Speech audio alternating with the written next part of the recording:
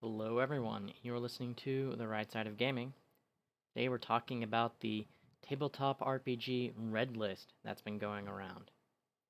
To be honest, I've tried to record this a couple times already, and my mic has just been not cooperating with me. I kept getting like this hissing or static, and honestly, at this point, I think I have it set up, but I'm just gonna record this all the way through and post it as is. So I'm sorry if I stumble over my words or ramble a little bit or take too long. I just really want to be done with this at this point. So if you're not aware, we had this red list that was going around. I saw it on Twitter. I think it's made it onto Reddit too. And a lot of people don't understand what it is. So I'm going to break that down. We're going to talk about, how accurate the list is, whether or not it's good to be making these types of lists and kind of the results of it, and maybe some of the politics that go with it. And if you're not aware, when I first started this channel, it was last year, kind of in response to a lot of the political stuff that was going on within the community. Because if you a lot of our internet spaces and communities are very left-leaning. And if you don't agree with them, and I don't just mean, oh, if you are on the right. I know there's people that are in the middle, and there's people that are just moderately left. And if they disagreed, a lot of times they got blocked or kicked out of groups or whatever. And it's gotten to the point where it's really hard to have a lot of discourse about a lot of things because there is sort of that political tribalism involved. So I had wanted to, one, be able to vent my own thoughts, and honestly, it got to the point where things were so political, I kind of got burnt out and didn't do a whole lot of that. I've snuck in bits and pieces. And two, I just wanted to have a space for people that maybe don't agree with sort of the accepted narrative or accepted opinions that a lot of the other groups out there hold could have, a chance to at least, say their opinion or discuss things, okay? So this red list. What they did was they actually made 3 lists. It's green, yellow, and red. And they're saying woke. For those that may not be familiar with the term, it's progressive politics, like from the progressive left. And not necessarily all of it is bad. A lot of these companies that you might find on the red list say push for inclusion and diversity. I think where people get the issue with it is when it's, okay, we have to believe your way, or it's only inclusive and diverse for certain people or groups and not others, and things like that. And that's, I think, where people more on the right have issues with it.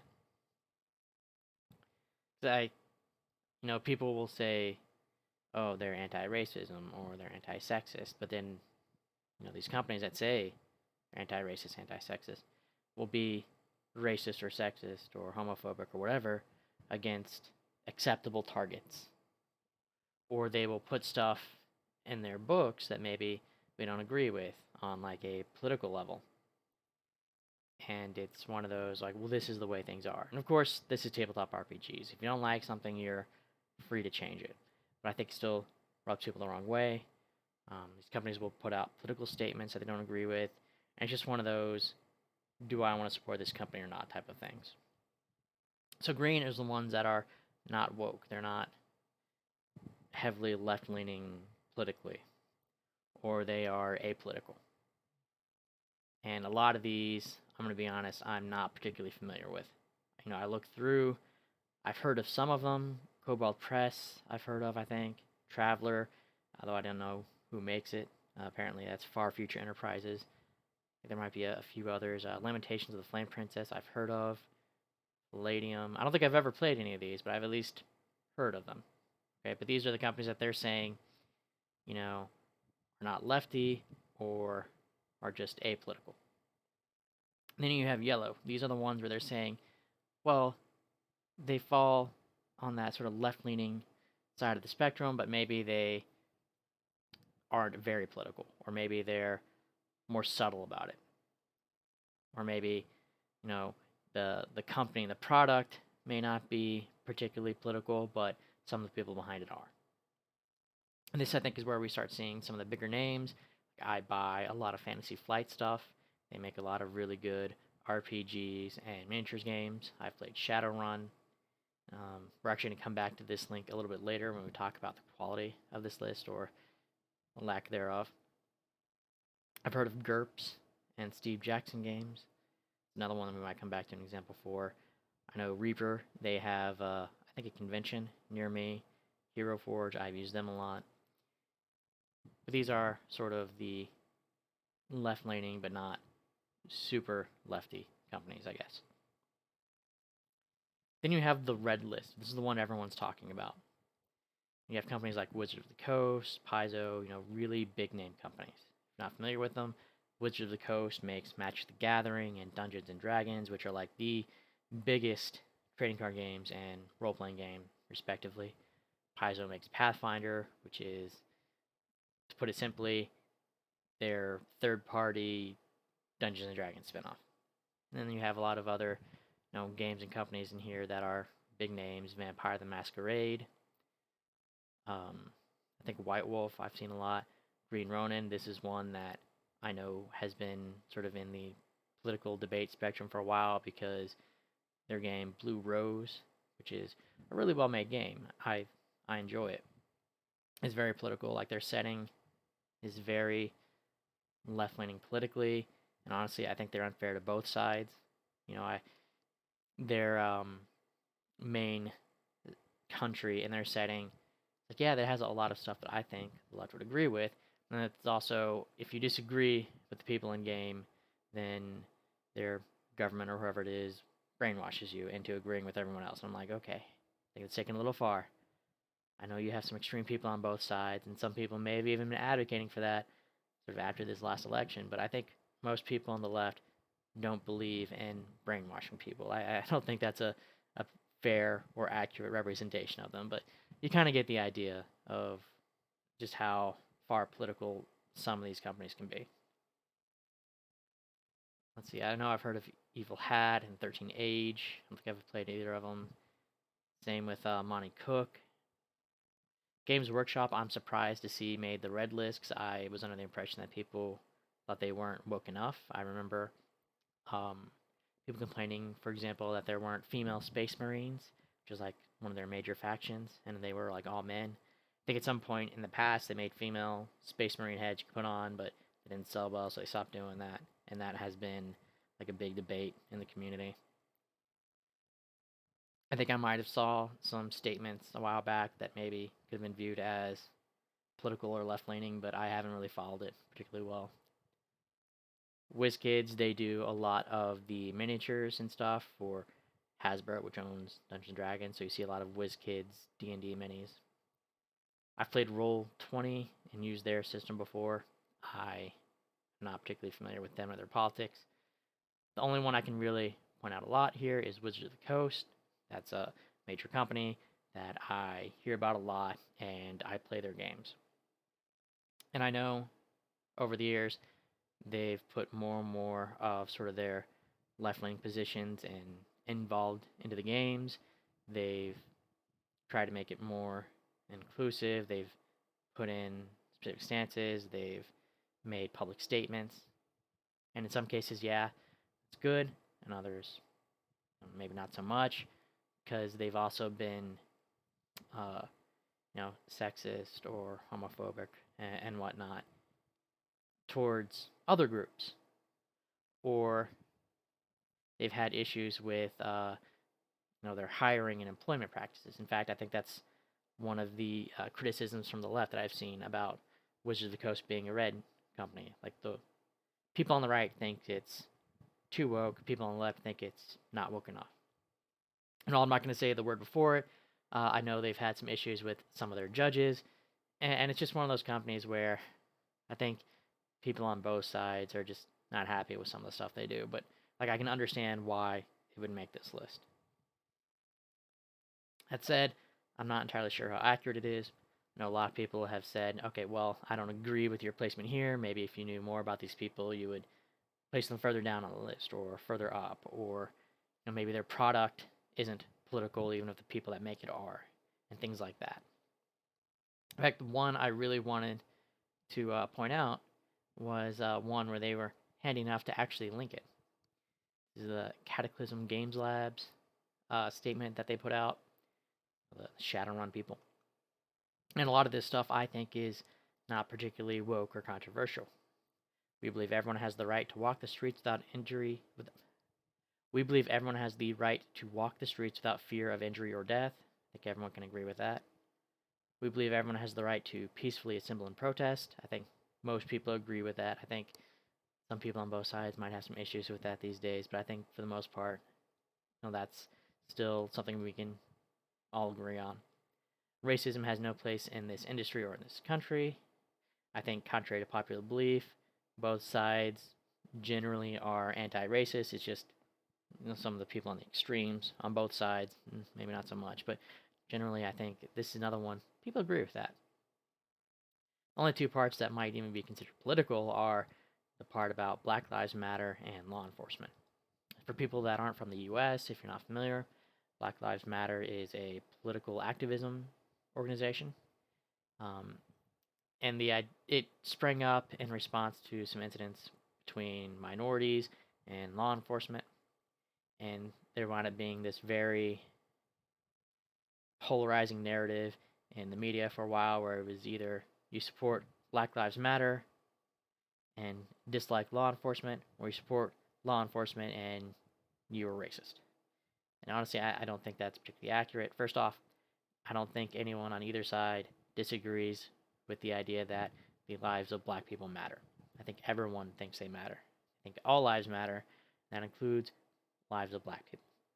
Their issue is more with the organization itself, the political organization, not the underlying founding message.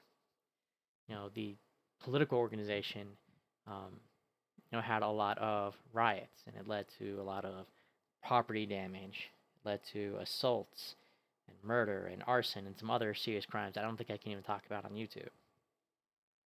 And then there's also stuff about how they, treat the victims or the families of their victims, and some criticism about money and all this other stuff. But, that's a separate issue. You can dislike a political organization, but still not be racist. Likewise with law enforcement. They're saying that they are not repudiating law enforcement. The company was founded by a veteran. They have family and friends that are still in the military or are in law enforcement. It's not saying that they're anti-law enforcement. But you can still approve of law enforcement or not be anti-law enforcement and still think that people should be held accountable for their actions, or that there needs to be reform so that these bad things don't happen again. And that's their position here. They think there should be greater accountability and that reform is a good thing. And I think generally people on the right agree with that. There should be accountability for a person's actions. And I think almost immediately after sort of the triggering event for all the Black Lives Matter stuff, one of the, it was Senator Rand Paul, who is a Republican conservative senator. I think it was Rand Paul that immediately introduced a bill about police reform. So I don't see anything on this that's particularly controversial or really left or right leaning. I think all of this is pretty reasonable. So the fact that they put it in yellow, okay, that seems a little crazy to me, especially when you're linking it for people to easily see. And likewise, one of the ones that jumped out at me was Steve Jackson. I don't know him personally, but I don't think the fact that he voted for, this basically says Steve Jackson voted for Biden because he hated Trump. I'm like, okay, just because someone votes one way or the other doesn't necessarily mean that they're crazy. I think there's perfectly reasonable people, perfectly reasonable reasons to vote for a Democrat or a Republican. I don't know the story behind this, but without more, I don't think that's a very reasonable take. And again, a lot of people are popping in with objections to a lot of these companies and their placements. So I think you should take it with a grain of salt. I don't necessarily think this is going to be the most well-researched thing out there. And I honestly would not suggest looking through the comments. There are people on both sides of the debate that just aren't acting in a way that I think would be appropriate. They're using language that I don't think is conducive to healthy debate. Let's put it that way.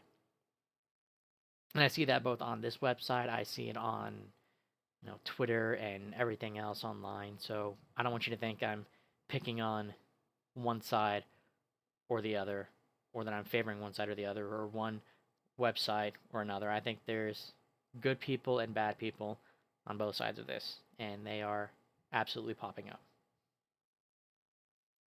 As far as whether or not they should have made this list, I think there's definitely a lot of politics and tabletop gaming these days. I think it's okay to recognize that. I think we've had people on the left that have put out lists and put out blacklists, actually, to say, not should you buy this from this company, it's don't buy from this company. These people should not be allowed to sell their products, or these people should not be allowed to work. And that, I think, gets into cancel culture, which I don't really approve of. But we've seen stuff like this before from the left. In this case, it's just coming from the right, and people are getting upset. I want to differentiate this from cancel culture. Now, they're saying these are, whether or not they're actually right about it or not, it's a separate issue. They're saying these are the political beliefs of this company or how they handle their products. And it's up to you to decide if you want to buy from them or not. Okay? So that fits in pretty well with a conservative opinion. We are very conservatives. Sort of the basis of it is smaller government. And that tends to lead to more personal rights. And that includes not just rights for you, but your company and your businesses. So we think if a company wants to be political or make political statements, or if a person who happens to work for one of these companies wants to be political or make political statements, that's okay. That's well within their rights. And then if people want to buy from that person or that company because of their statements, they absolutely can. And if they don't want to buy from that company or that person because of their political statements, again, they absolutely can. Now, the company decides to be political. If it sells well, great, they made a good decision. If it doesn't, that was the risk they took. Okay, we're not saying that they should be fired. We're not saying they should be prevented from selling their product or from receiving payments. We're not saying they shouldn't be allowed to work. That's cancel culture. We don't really approve of that. We're just saying buy what you want to buy, and if you don't approve of something, you don't have to buy it. There are other alternatives. I mean, you see all of these lists. There's a bunch of big lists here. And I think the other side is kind of taking that too. They're trying to say, okay, well, the conservatives, they see it as, green good, yellow kind of and red bad. Well, the left is saying, oh, wow, there's these companies on this red list. They must be really good. I should buy from them. And I think on both sides, it's kind of a dangerous approach. Just because someone that you disagree with doesn't like something doesn't necessarily mean it's automatically good. Just because someone you disagree with likes something doesn't mean it's necessarily bad. Like, I don't agree or necessarily like all of Wizards of the Coast's decisions or products, but they still put out a lot of stuff I really enjoy. I talked about Blue Rose. I don't necessarily agree with some of their choices or the setting, but mechanically, it's a really well-made game. They have some amazing art too for their books. If you haven't checked it out, I would absolutely recommend it. I know a lot of people like Vampire the Masquerade. One of these games, or game studios, Renegade Game Studios, they actually make the Power Rangers Heroes of the Grid game. I haven't had a chance to pick it up or play it myself. It's one of those miniatures tabletop games. but they are also making a Power Rangers role playing game, which, that's absolutely my childhood. I will pick this up in a heartbeat, regardless of their politics. And this is, I think, another one of those sort of political distinguishers. I think a lot of times I will see people on the right, sorry, I think a lot of times I will see people on the left saying, they're bad, so you can't necessarily like their product. You can't separate, say, a musician from their music, or you can't separate, say, a game developer from their game. Yeah, I like Power Rangers. I'm sure they'll put out a perfectly good game, and if there's something in there I don't like, I'm an adult, I can choose to ignore it. I think that's a big thing with tabletop RPGs anyway. You pick out the stuff you like, you change the stuff you don't, regardless of if it's because it's a political thing or it's like, well, I just don't like point by rules. I would rather be old school and roll for my stats. Like anything like that is just part of role playing games in general. But I think it's also part of just, I'm an adult. I can choose what I like, what I don't. I can ignore what I don't like.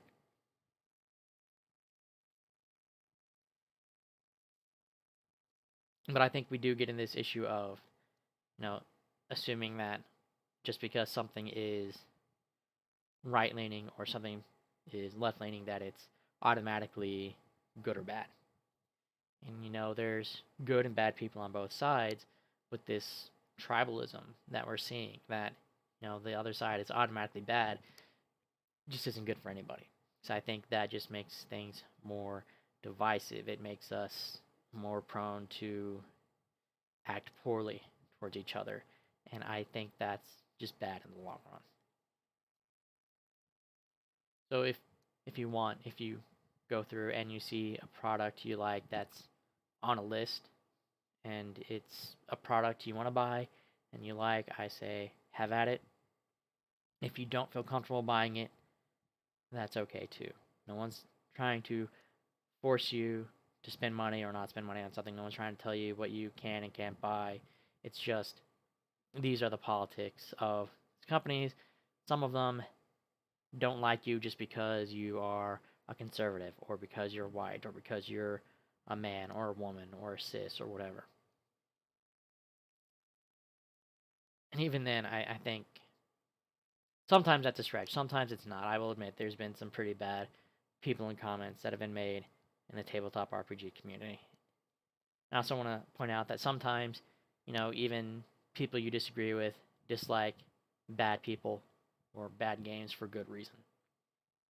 I think both people can agree that if someone is incredibly racist or they put out an incredibly racist product, that's bad. The other side doesn't have to automatically assume, oh, good, because they don't like it. No, it's still bad. And I just want to make sure that we all understand that, one, some of the mindsets of people involved and some of their behavior just isn't healthy, and two, that people on the right, and I assume people in here, aren't trying to tell people what to do or what they can do or whatnot. I think that's everything I really wanted to cover.